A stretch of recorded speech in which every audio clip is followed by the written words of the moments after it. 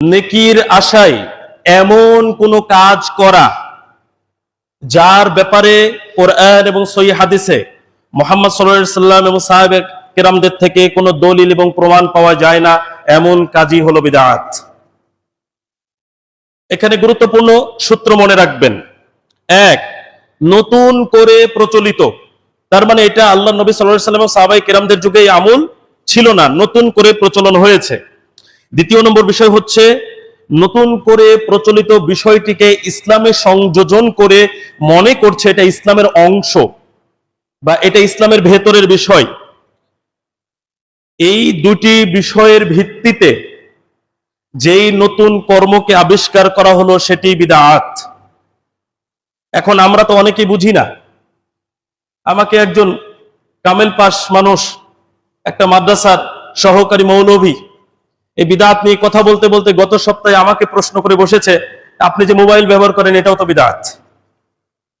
ও কামিল পাশ, নিজে সহকারী মৌলভী, ছাত্রদেরকে শেখাবে যে মানুষ, সে মানুষ নিজেই বিদআত সম্পর্কে জানে না। আপনি বলেন আমি বুঝাবো কাকে? আলেমরা কাকে বুঝাবেন?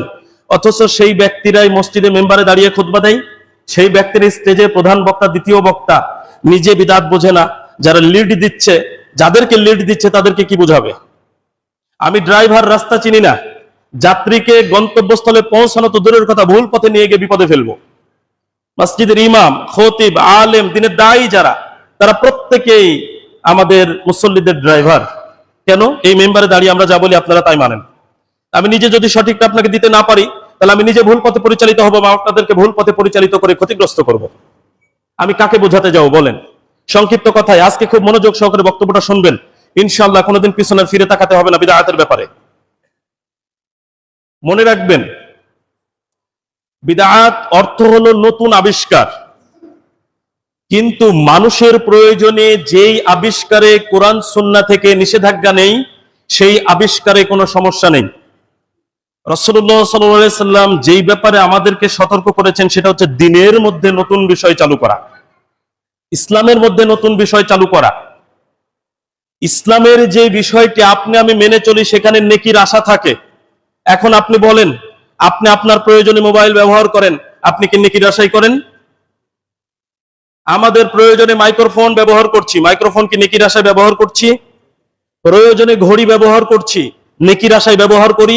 এটা প্রয়োজনে করি। প্রয়োজনে মানুষের জন্য যা কিছু আবিষ্কার হয় সবকিছুর পরিবর্তন ঘটে। আজ থেকে 20 বছর আগে এমন একটা বিষয় আমাদের সামনে ছিল না, যা এখন আছে যন্ত্র আকারে। সাহাবায়ে কেরামগণ হজ করতে গিয়েছেন উটের পিঠে, ঘোড়ার পিঠে আরোহণ করে। আমরা কিসে যাই? আমরা আমাদের যানবাহনে যাই। হজ এবং উমরার জায়গা কি পরিবর্তন হয়েছে? তওয়াফের পদ্ধতি পরিবর্তন হয়েছে? সাফা মারওয়া সাই করার পদ্ধতি পরিবর্তন হয়েছে? ইবাদতের পরিবর্তন ঘটে না, পরিবর্তন ঘটে মানুষের আবিষ্কারের। বাহন পরিবর্তন হয়েছে, কিন্তু ইবাদত যেটার উদ্দেশ্যে যাচ্ছে সেটার পরিবর্তন ঘটেনি। এইবার যদি আপনাদের আরেকটা বিষয় বোঝানোর জন্য বলি, ওই যে উটের পিঠে, ঘোড়ার পিঠে চড়ার সময় আরোহণের যে দোয়াটা ছিল, 1500 বছর পূর্বে যে দোয়া ছিল আজও সেই দোয়াই আছে। বাহন চেঞ্জ হয়েছে, সাইকেল, মোটরসাইকেল, প্রাইভেট কার, বাস, আরো অনেক কিছু আমাদের সামনে এসেছে, কিন্তু দোয়া ওইভাবেই আছে। ইসলামের কোনো পরিবর্তন নেই, কিয়ামত পর্যন্ত ঘটবে না। আমার আপনার আবিষ্কারের পরিবর্তন ঘটবে।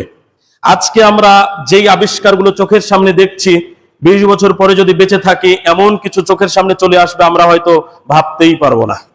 আমরা কোনোদিন কল্পনা করেছি মেশিনের মধ্য থেকে টাকা বের হবে? বের হচ্ছে তো নাকি? অনেক উদাহরণ দেওয়া যায় ভাই। বুঝাতে চাচ্ছি মানুষের আবিষ্কারের পরিবর্তন হয়, ইসলাম অপরিবর্তনীয়। 1500 বছর পূর্বে যেইভাবে এসেছে কিয়ামত পর্যন্ত ওইভাবে থাকবে, ওইভাবে মানতে হবে, এটা সুন্নাতের অনুসরণ। বিপরীত যদি করি তাহলে সেটা হয় বিদআত। সংক্ষেপে আরেকটা বার সংজ্ঞাতে বলে পার হয়ে যায়। নেকির আশায় যেই কাজ আমরা করব সেটা মুহাম্মদ সাল্লাল্লাহু আলাইহি সাল্লাম এবং সাহাবায়ে কেরামদের থেকে দলিল এবং প্রমাণের সাথে মিলতে হবে।